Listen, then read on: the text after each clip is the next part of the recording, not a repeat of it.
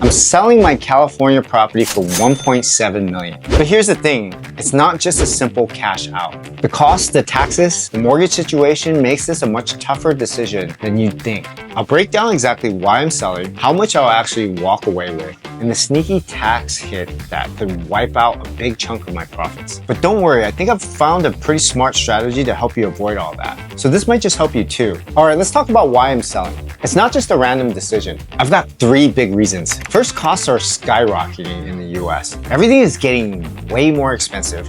Repairs, utilities, insurance, taxes, it's all cutting into my profits. This place has been on Airbnb for a while, and it used to bring in solid returns. It still does, but those numbers are shrinking fast. So the second problem is managing it remotely is becoming such a headache. I live in Asia and I don't live nearby, so I always have to rely on people who live nearby or rely on property manager, maintenance crews, and people who are constantly checking in on the property. And with labor costs going up as much as they are with inflation, that adds up real quick. Third reason, Airbnb bookings are slowing down as the economy is slowing down. Travel spending has dipped, and I'm seeing fewer guests and shorter stays. That means revenues are dropping while expenses are climbing. What used to be a dream investment is now feeling like a grind. So selling for about $1.7 million seems like the right move. But the real challenge is what happens after. So between costs, taxes, and my mortgage situation, this makes this decision way more complicated. So let's break that down. Okay, so selling for $1.7 million sounds great, right? But let's be real. How much of that am I actually keeping? Let's break it down. First, let's talk about the selling cost. Agent commission is roughly going to be about 5% for both sides, and that's going to be about $85,000. So for closing costs, I'm estimating about 2.7%, and that's going to be about $46,000. So I'm budgeting about 2% for repairs, staging, preparation, and that's going to come out to be about $34,000. So my total selling cost is going to be about $165,000. Now, let's talk about the tax hit. I bought this property in 2017 for $840,000 and spent $150,000 on upgrades. I'm talking about new floors, modern kitchen, the whole 9 yards, and it's completely Airbnb ready, fully turnkey, all the household items supplied, ready to go for the next investor. Here's the thing, I use real estate as a big part of my tax strategy.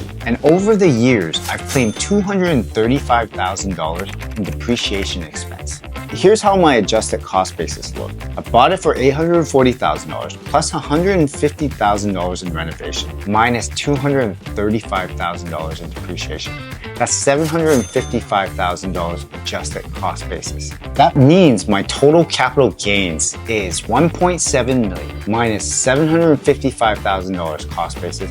That's $945,000 of capital gains. Taxes on that, pretty brutal. Here's how it goes. The depreciation recapture tax is about 25% on the $235,000 of depreciation I took. That comes out to be about $59,000. The federal capital gains tax is 15% on $710,000, which is $107,000. Here's the kicker. We're in California, and California has an additional state tax, roughly about 9%, and that's an additional $125,000, giving me a total of $291,000 of total taxes. But then there's still the mortgage I still owe, and I have $544,000 of principal on my loan. And here's the kicker, it's at a 3.4% fixed interest rate, which is insanely low compared to today's rate. So giving up on this mortgage feels like throwing away a golden ticket. And if I had to buy another property and get another mortgage, I'm looking at least 6.5% interest rate. So let's total everything up. Sales price, $1.7 million. Selling costs, $165,000. Taxes, $291,000. Mortgage payoff, $544,000. Final cash in hand, $700,000. That means after selling for $1.7 million, I'm only walking away with $700,000, which is about 41% of the total sales price. That's a pretty tough pill to swallow. And the biggest dilemma is giving up on that low 3.4% mortgage. And that mortgage is irreplaceable. Interest rates today are way higher, and it's going to be a while before interest rates come back down to this level. So if I reinvest it, I'm dealing with much more expensive financing. So if you sold with a low mortgage rate, how did you handle it? Drop a comment below. I'd love to hear your take. But here's the thing, I really try to be a savvy investor, and I'm not just going to walk away accepting losing $291,000 in taxes and calling it a day. There's a way to defer that entire tax bill and keep my money working for me. And if you own an investment property, this strategy could be a game changer for you too. So let's talk about it. Here's how you legally dodge a $291,000 tax hit. It's called a 1031 exchange. It's a tax rule that lets you sell a property, buy another, and defer all your capital gains tax. You have 45 days after the sale of your property to identify a new property and a total of 180 days to close. Do it right and that huge tax bill, it gets pushed in the future, and after 2 years you can also do another 1031 or cash out then and pay the taxes. But here's my problem. I'm burned out from managing Airbnbs in America. I have Airbnbs in Japan, Portugal, Philippines. Pretty easy to manage those properties compared to the US.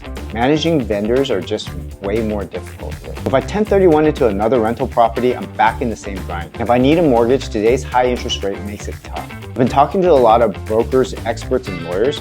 Apparently, there's something called a Delaware Statutory Trust, otherwise known as a DST. So instead of buying another property, I can exchange my sales proceeds into a professionally managed real estate portfolio.